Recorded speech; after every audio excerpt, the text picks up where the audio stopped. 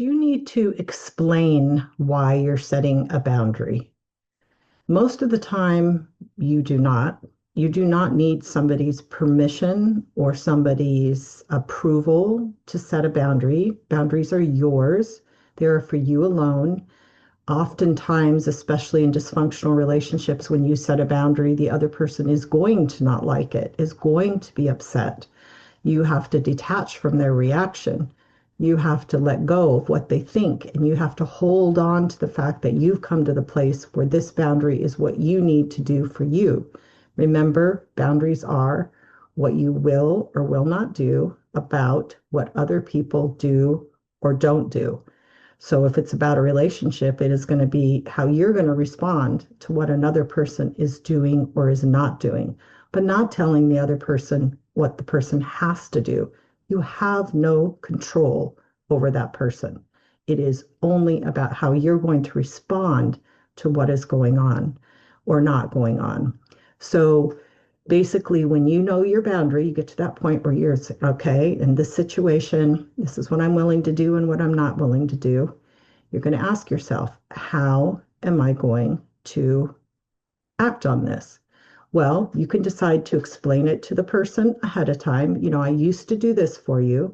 I used to argue with you and go back and forth and listen to you when you were yelling at me, but I'm not going to do that anymore.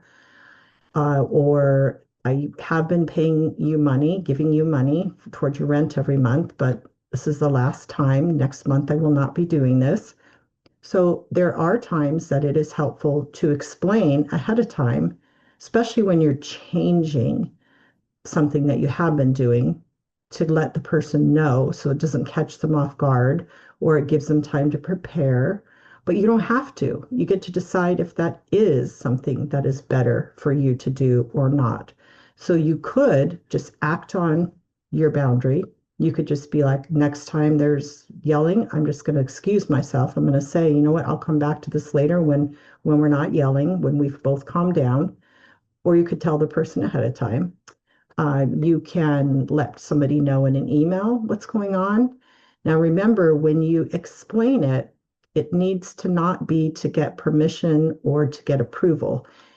Sometimes explaining it is helpful for clarity in the relationship, to allow somebody to understand why you're doing what you're doing, to help somebody understand what that, it's not about punishment or it's not whatever. It's just, I can't do this anymore. My work schedule changed, so I can no longer give you a ride to work. So that could be an explanation. My work schedule changed, and so I can no longer pick you up on my way to work. That would be helpful for the relationship, and just saying, I'm not picking you up for work anymore without an explanation. So if you feel like the person, like the situation warrants an explanation, that will be helpful uh, for the relationship or make you feel better. Great. That's totally fine. But if you're explaining it to justify it and trying to convince the person, you're likely going to end up in trouble, because it's probably with a person who isn't open to being convinced, and you have a history of having a difficult relationship and not having good communication and getting understanding and having that person kind of help. So keep that in mind. And also, if you can act on your boundary without explaining it, actions often speak longer than words. And if the person's not going to believe you anyway because you haven't done it in the past, and it's just going to be give you a bunch of like pushback and threats and things, then don't. Just do it when the time comes and stay firm. Also, sometimes that it will actually make the fallout worse if you give the person time to say prepare and build up kind of a resistance, or come figure out how to kind of go back on you and do change back moves and put the pressure on. So you're the most important in this situation. You've got to set a boundary. You've got to take care of yourself. Boundaries are about taking care of yourself. So you do not have to tell the person, give the person warning, explain it, get the person's permission, get the person's approval. Keep that in mind because often, especially at the beginning of setting boundaries, it may feel very uncomfortable to do that and to distance yourself from the person's reaction, which will likely be negative. It takes the ability to detach and to say, I'm going to detach from that person's opinions and that person's feelings, and maybe even family's opinions who are not supporting, whether you are separating from maybe their child or divorcing their child and they're unhappy with you. You've got to detach from this is about you. You got to detach from their feelings and detach from their opinions and allow them to hold on to those, but not let them affect you.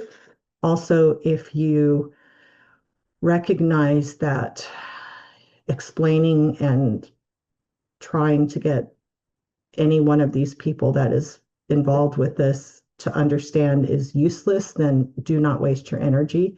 There's that acronym that says don't jade, don't justify, don't argue, don't defend, and don't explain. So you do not have to explain your boundary. It's not required. So Proverbs 18:2 says, fools find no pleasure in understanding, but delight in airing their own opinions. So if that's the person you're dealing with, then don't go there. Proverbs 23:10 says, do not speak to fools, for they will scorn your prudent words. So hopefully those scriptures will give you an idea, and this will kind of help you to check yourself, if you're going to set this boundary. Do you need to say anything or do you not need to say anything? So thank you for watching this video. And I do have a 5-week boundary class that is really helpful for learning how to set boundaries. And we work through boundary dilemmas of everyone in the class and we put them through my boundary setting process. And you learn really well how to set a boundary, and the boundaries are biblically based, and what is a scriptural foundation for them is very helpful. Gives you a lot of courage and clarity with setting boundaries. So it's on my website, but if you have any questions, feel free to email me. So God bless you.